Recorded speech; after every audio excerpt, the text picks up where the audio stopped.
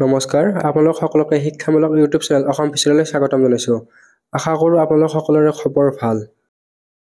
Srimanta Sankardev university of health science চমুকৈ SSUHSৰ ফালৰ পৰা পোষ্ট বেচিক BSc নাৰ্ছিঙৰ অনলাইন এপ্লিকেশ্যনৰ নটিচ আহি গ'ল। ইয়াৰে অনলাইন এপ্লাই কোন তাৰিখৰ পৰা ষ্টাৰ্ট হ'ব, ইয়াৰে লাষ্ট ডেট কিমান তাৰিখ আৰু ইয়াৰে ইলিজিবল ক্ৰাইটেৰিয়া কি আৰু ইয়াৰে এন্ট্ৰেন্স এক্সামত কি চিলেবাছ এই সকলোবিলাক তথ্য এই ভিডিঅ'টোত জনাম। যদি আপোনালোকৰ চেনেলটোত প্ৰথমবাৰৰ বাবে আহিছে তেন্তে ছাবস্ক্ৰাইব কৰি কাষত থকা বেল আইকনটো অন কৰি থৈ দিব আৰু ভিডিঅ'টো আপোনালোকৰ বন্ধুবৰ্গৰ সৈতে শ্বেয়াৰ কৰি দিব। এতিয়া পলম নকৰি ভিডিঅ'টোৰ মেইন টপিকলৈ আগবাঢ়ো। আপোনালোকে এই নটিচখন Srimanta Sankardev university of health ছায়েন্সৰ অফিচিয়েল ৱেবছাইটত পাই যাব। এই নটিচখন জাৰি কৰিছে 27 জুন তাৰিখে। এইখন এডুকেশ্যনেল নটিচ হয়, entrance examination for admission into post basic BSc নাৰ্ছিং। পোষ্ট বেচিক BSc নাৰ্ছিঙৰ ইয়াৰে এইখন এন্ট্ৰেন্স এক্সামৰ নটিচ হয়।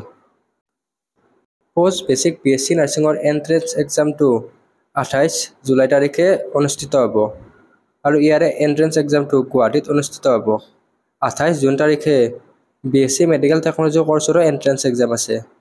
তো ইয়াৰে যিটো পোষ্ট বেচিক BSc নাৰ্ছিং আছে সেইটোৰ এন্ট্ৰেন্স এক্সামটো 2টা বজাৰ পৰা 4টা বজালৈকে আছে। ইয়াৰে অনলাইন এপ্লিকেশ্যন ফৰ্মখন 2 জুলাইৰ পৰা 10 জুলাইলৈকে চলি থাকিব।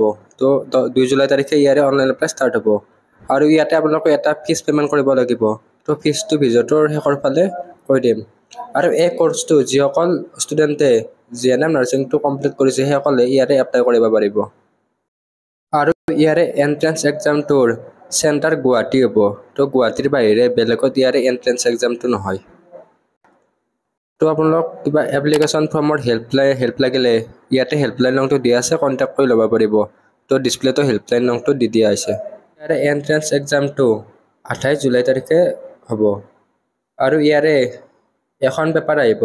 ইয়াতে 50টা MCQ টাইপৰ কুৱেশ্যন থাকিব আৰু ইয়াৰে চিলেবাছটো হৈছে ইণ্ডিয়ান নাৰ্ছিং কাউন্সিলৰ GNMৰ চিলেবাছ হয়।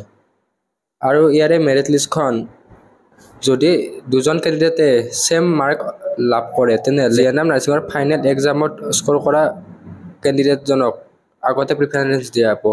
যিজন কেণ্ডিডেটে GNM নাৰ্ছিঙৰ ফাইনেল এক্সাম কোৰ্চটোত বেছি মাৰ্ক অবটেইন কৰে তাক আগতে চান্স দিব। নেক্সট তো চাব আপোনালোকৰ AHSCৰ মাৰ্কখিনি। আৰু ইয়াৰে মিনিমাম কোৱালিফাইং ক্ৰাইটেৰিয়া দিয়া আছে। জেনেৰেল EWSৰ কাৰণে 15 পাৰ্চেণ্টাইল, SC ST OBCৰ কাৰণে 40 পাৰ্চেণ্টাইল আৰু আনৰিজাৰ্ভ যিসকলে ফিজিকেল হেণ্ডিকেপ হয় তেওঁলোকৰ 45 পাৰ্চেণ্টাইল। তো ফিজিকেল হেণ্ডিকেপৰ 45 পাৰ্চেণ্টাইল। আৰু ইয়াতে OBCৰ কাৰণে NCL চাৰ্টিফিকেটখন কম্পালচৰি হয়। আৰু ইয়াতে কিছুমান ইলিজিবিলিটি ক্ৰাইটেৰিয়া দিয়া আছে। Application must B a citizen of India. তো ইণ্ডিয়া চিটিজেন হ'ব লাগিব। তো 2 নম্বৰটো হৈছে আপোনালোকে হাই ছেকেণ্ডাৰী পাছ হ'ব লাগিব, যিকোনো ষ্ট্ৰীমৰ পৰা হ'লে হ'ব। আৰু যিসকল কেণ্ডিডেটে 1986ৰ আগৰে সেইসকলে ক্লাছ 11 পাছ কৰা হ'লেও হ'ব। আৰু আপোনালোকৰ GNM নাৰ্ছিঙৰ চাৰ্টিফিকেটখন লাগিব। তো ইয়াতে কেণ্ডিডেটে মেডিকেলি ফিট হ'ব লাগিব আৰু মেৰিট কেণ্ডিডেটসকলে ইয়াৰ কাৰণে এলিজিবল হয়। তো মেৰিট কেণ্ডিডেটবিলাকো ইয়াৰ কাৰণে এপ্লিজিবল, তো তেওঁলোকো ইলিজিবল হয়। আৰু ইয়াতে SC ST OBC EWS physically হেণ্ডিকেপৰ কাৰণে চিট ৰিজাৰ্ভেশ্যন আছে। ইয়াৰে অনলাইন এপ্লিকেশ্যন ফৰ্ম জেনেৰেল কেণ্ডিডেটৰ কাৰণে 1500 টকা আৰু OBC SC EWSৰ কাৰণে 1200 টকা।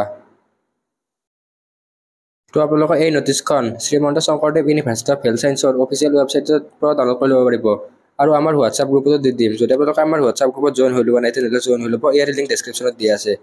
তো আজিৰ এইটো ভিডিঅ'ত এইখিনি আছিল। আশা কৰোঁ আপোনালোকে ভিডিঅ'টো ভাল পালে। তো আজিলৈ এইখিনিয়ে, ধন্যবাদ, থেংক ইউ।